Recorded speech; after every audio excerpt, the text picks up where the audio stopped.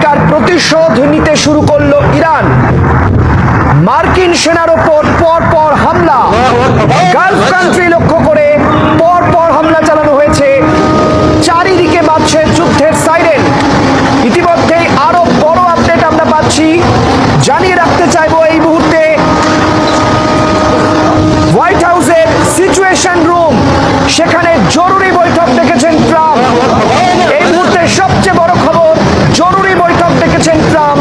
Situation রুমে national সিকিউরিটির জরুরি বৈঠক।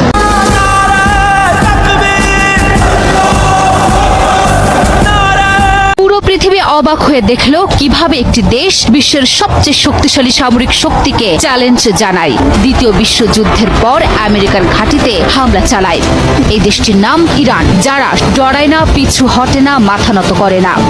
বিশ্ব এখন স্তব্ধ।